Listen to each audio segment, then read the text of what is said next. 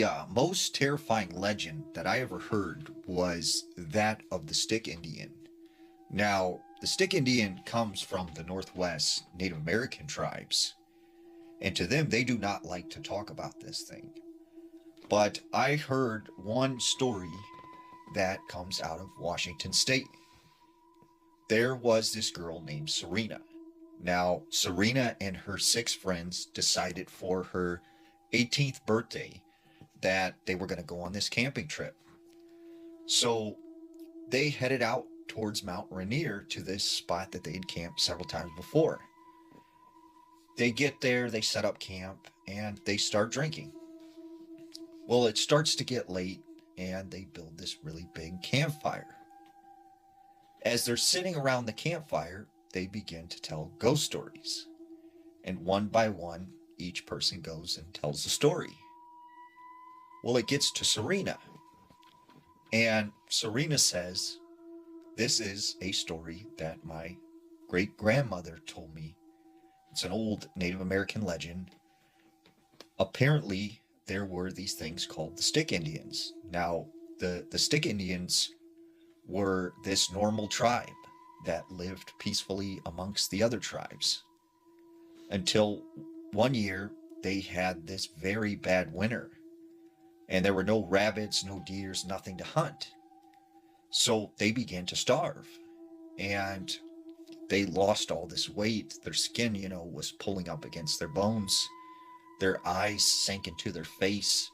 They started to lose their hair, and all that would remain were these little strands of stringy, long black hair. Their nails and teeth began to break and crack, and their voice started to go hoarse and sounded very shrilly, almost like screams. Eventually, they got to the point where they became so hungry that it drove them insane. And this one particular day, they hear whistling coming from a nearby tribe. And in desperation, because of how hungry they were, they decided to go over to this tribe, and they end up eating the whole entire village. After they had done this, they got this taste for flesh, and it drove them even more mad. And it said, still to this day, they have this taste for flesh. And then all of a sudden, Serena goes silent, and she hears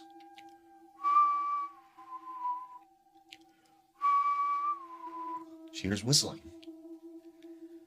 But she looks over and notices it's this one boy named Caleb who went with her. And she goes, "Caleb, why would you whistle like that? You're not supposed to whistle in the woods.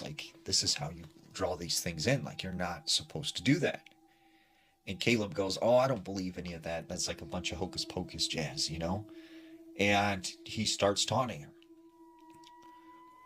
So after this, they decide they're going to go and play hide and go seek in the woods. So they go off in different directions, and Serena goes her own way into the woods. And she finds this good hiding spot behind a bush next to this tree. And she's sitting there, waiting. She can hear them counting. And then, ready or not, here I come.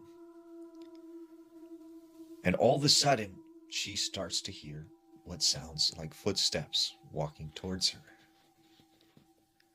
And then it gets very, very quiet. And she hears, and then a clapping sound. And right behind her was Caleb. And he goes, "You thought I was a stick person, didn't you?" And she goes, "That was stupid. Why would you do that? You're not supposed to whistle in the woods. Stop doing that."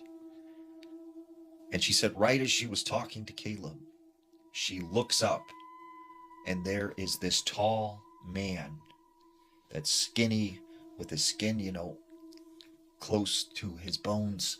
His eyes are sunken in. His nails and teeth are broken. He's covered in mud and dirt, and he's hunched over. And she said he just grabbed Caleb and started dragging him through the woods. So Serena is scared. She's terrified, but she knows she has to go after Caleb and help him.